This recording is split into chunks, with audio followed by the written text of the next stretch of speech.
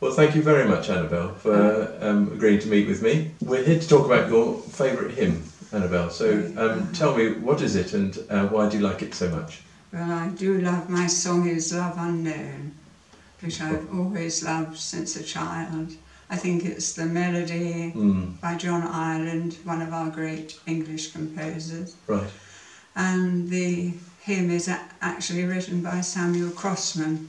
Oh, right. 1660 something or other. Yes.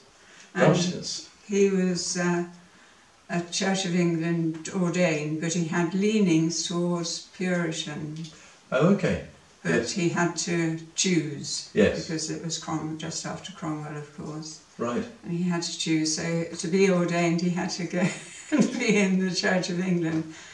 And he ended up in Bristol Cathedral, and that's where he's buried. Okay. Yeah. Oh, fascinating.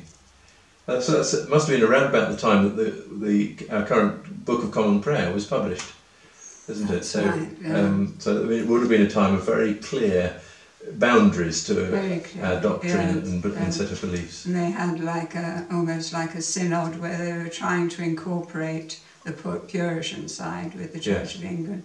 That they couldn't make it work. No. And that's when it all divided, I suppose, into Presbyterian, Methodist, Baptist. Yes, I should know my history better, but there were certainly, whether it all happened at that time, I expect that was a particular focus point. But long time. Yes, that's right. So you love the words of the hymn and the music from Ireland, John Ireland. So what feelings does it give you when we sing it?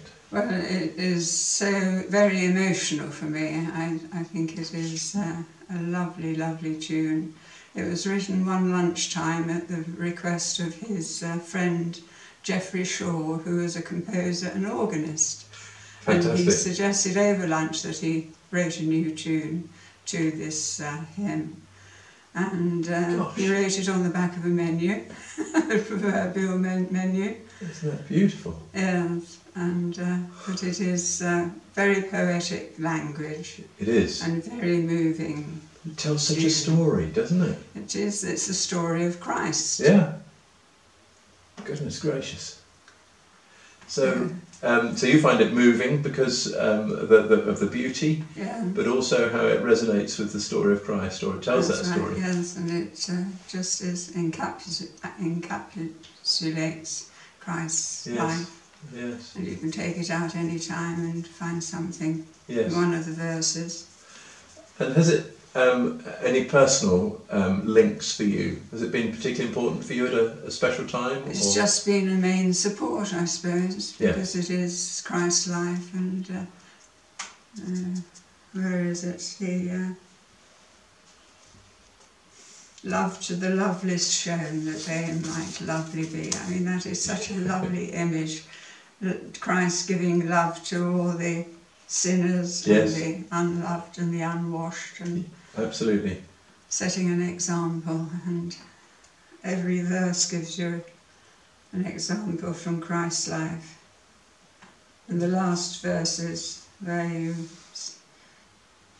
singing to his praise all through your life. Yes. This is my friend in whose sweet praise I all my days could gladly spend. I think that is perfect. Yeah, it's beautiful, isn't it? I've recently been practicing a new song, which says it has almost the same meaning. Well, it has the same meaning, but just less poetic words. But that's such a good reminder for us, isn't it? And a wonderful expression of longing to always be focused on praising God and serving Him. This is my friend, in whose sweet praise I all my days could gladly spend. Wonderful. Oh, it's beautiful. And it takes you to the end of your life, quietly and with a lot of thought. Well, I look forward to singing along to this, and maybe we'll all get some good recordings together and have the whole congregation singing together. Thank you very much indeed for telling me about this beautiful hymn. And I hear that Sally has the same favourite hymn. That's absolutely right. She loves it too.